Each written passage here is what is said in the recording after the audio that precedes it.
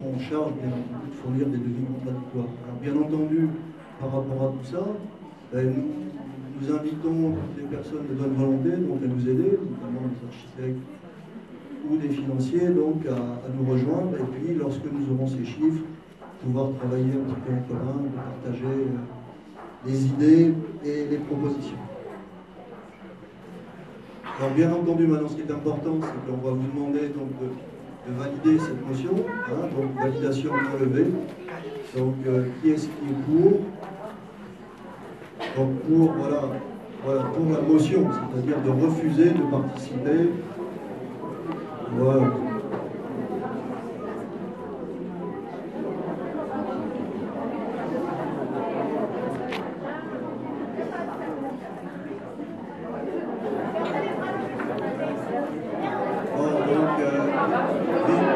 Visiblement, donc, il y a une majorité de mains qui est levée. Donc on peut prendre acte.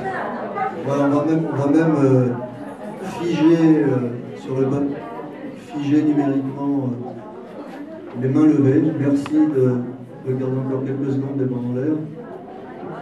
Voilà, donc on peut dire que voilà, approximativement, il y a plus de 70% des personnes qui sont pour cette motion. Et je vous en remercie beaucoup.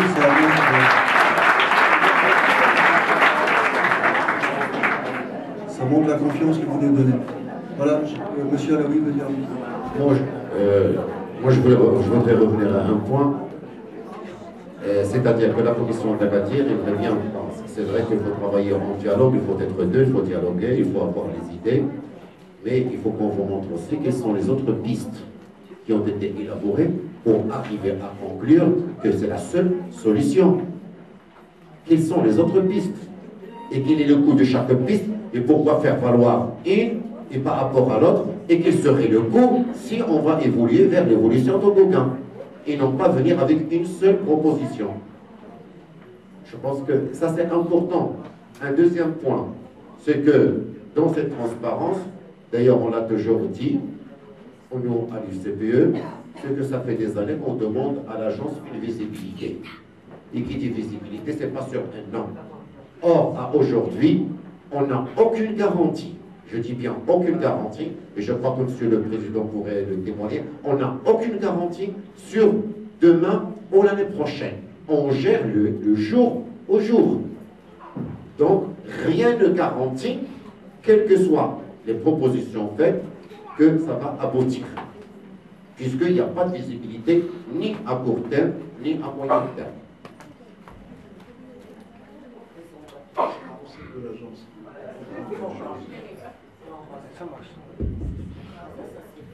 L'agence a une dotation de l'État. Il faut dire la vérité aussi que les offices publics et les opérateurs publics comme l'agence ont vu leur dotation diminuer. C'est une politique générale. Mais la dotation de l'agence a été reconduite. Mais ce n'est pas là que se pose le problème. Je vous cite un exemple. J'ai failli m'arracher la chemise lors du CA du 27-11.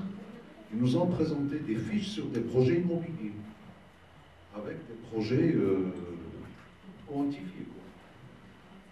Et dans tous les projets, sans exception, que ce soit à Qatar, à Dubaï, à Singapour ou aux États-Unis, il y avait une part d'autofinancement de l'établissement où j'étais, et il y avait une aide de l'agence. Sauf par exemple pour la deuxième tranche de l'URT, c'était 22 millions d'euros. Il y avait un prêt, autofinancement.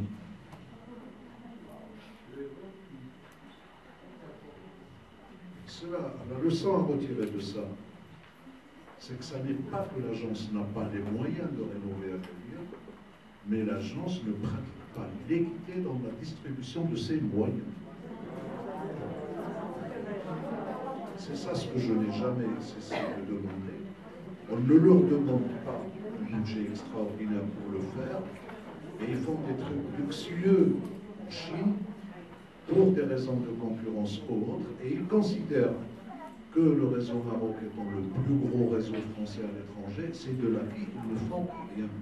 Alors, quand on dit qu'il faut relativiser les choses, ils ont commencé à bouger sur Casa et sur Rabat, mais bouger sur Casa et sur Rabat n'est pas supprimer un accord de la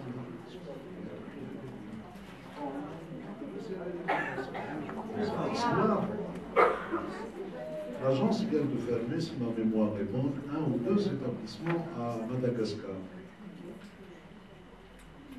Pour un réseau comme celui du Maroc qui marche, il marche bien, la demande, il y a bousculade à la porte. C'est eux qui ont forcé le jeu en orientant les gens vers l'OSBI au lieu de les orienter vers Gauguin. C'est eux qui ont mal joué, c'est pas nous. Ils ont tellement voulu alimenter l'OSBI qu'aujourd'hui, ils ont créé l'argument que oui, mais vous comprenez, nous avons un problème d'érosion des effectifs sur Gauguin. Et les effectifs, c'est vous qui les orientez, c'est pas nous. Et alors, de la même façon, quand j'ai gueulé le 27 ans au conseil d'administration, alors quel argument ils nous ont fait sortir? C'est pas l'agence, hein, c'est à Rabat qu'ils leur ont trouvé l'échappatoire. Ils ont dit, mais écoutez, on va vous donner le nombre de résidents que vous avez au Maroc. C'est vrai que nous avons un grand nombre de résidents. On était au Maroc, et les enseignants vont le confirmer, à un moment de l'histoire, on était à 80% de résidents et on revendiquait 100%. Et la moyenne mondiale est de 50% de résidents. Là, aujourd'hui, on est à 70%.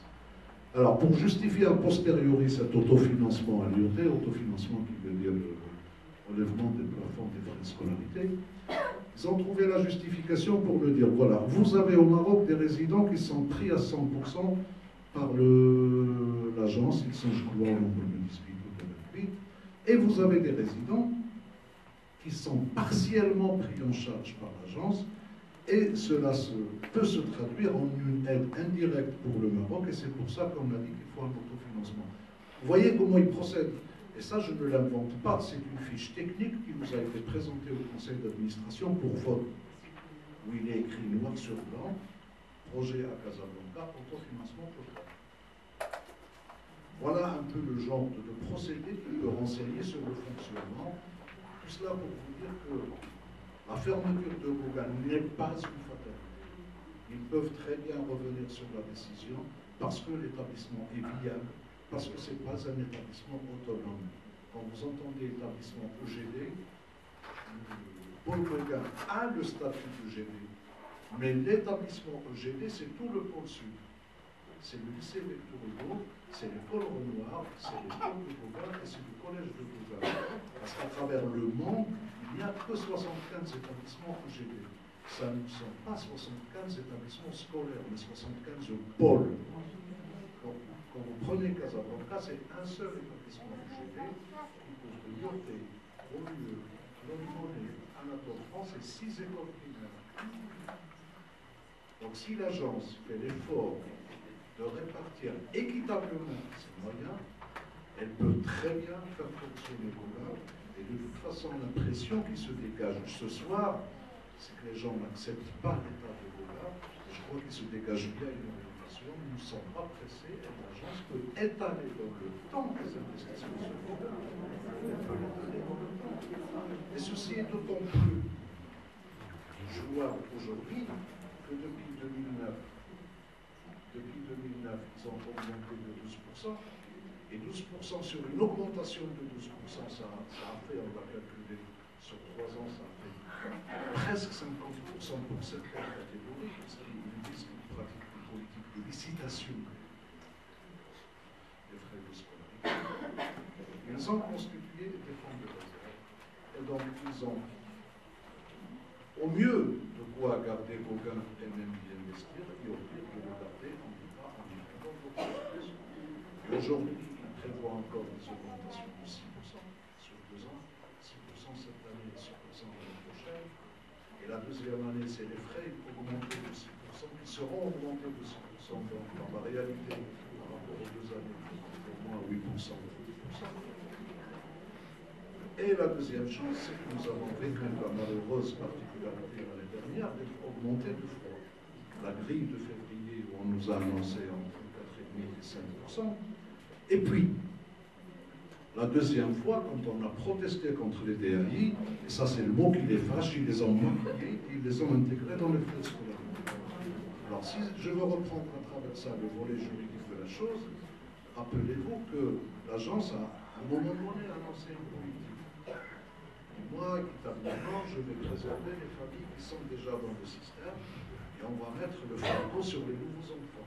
Elle a instauré les droits de première inscription et on m'a accusé à tort et à travers d'avoir validé ce choix-là.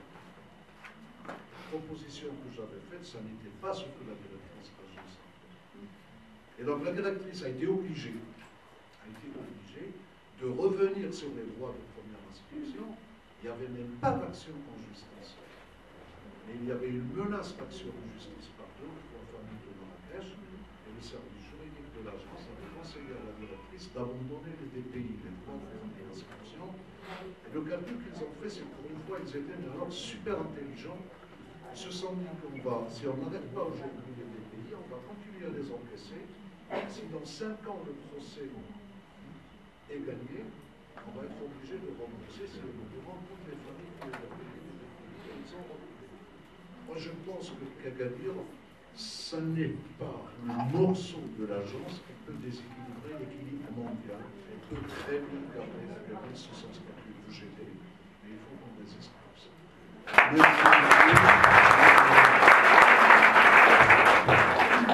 Et nous, on va clôturer cette assemblée.